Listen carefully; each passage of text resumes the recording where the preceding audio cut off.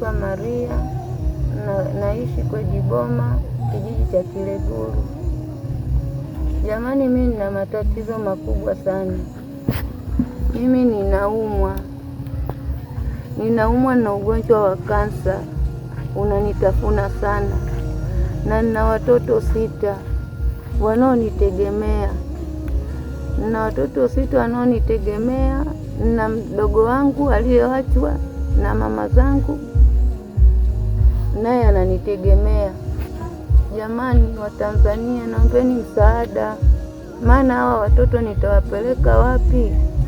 Watoto wangu, mimi ndio baba yao, mimi ndio mama yao. Baba yao alishakufaga. Naombeni jamani msaada, naombeni nisaidie jamani. Watoto wangu nitawapeleka wapi? Wengine wanasoma, wengine bado wadogo kama hivi, ni wadogo, wanahitaji mama. Naombeni msaada wenu. Nimetoka hospitalini kama mnavyoniona. Yaani mimi chakula changu ni kutumia kwenye madripu. Naishiwa na damu mara kwa mara, baada ya siku 5 damu, baada ya siku 5 damu.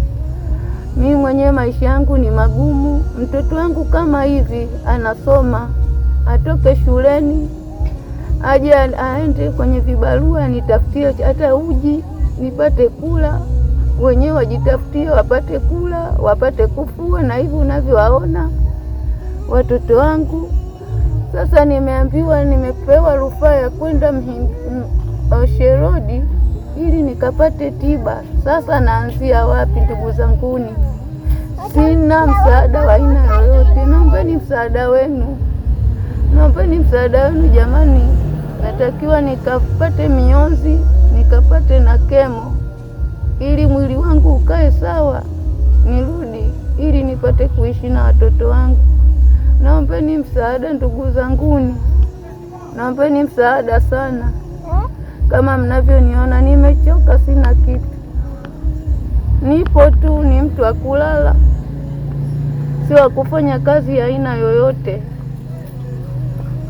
Ndio hivyo watoto wangu, ndio hivyo wanahangaika kwenda kupiga vibarua. Saa nyingine anarudi usiku, anaenda huko anafukuzwa, anataka kubakwa.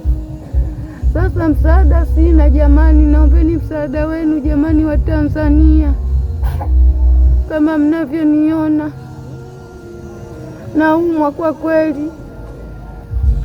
Tunaomba msaada wa chakula, ndani hatuna chakula. Mimi ndo niende shule, nikirudi nikatafute.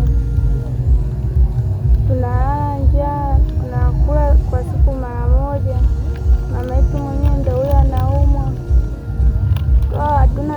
Hatuna kutusaidia. Tumeomba sana, tunaomba mtusaidie.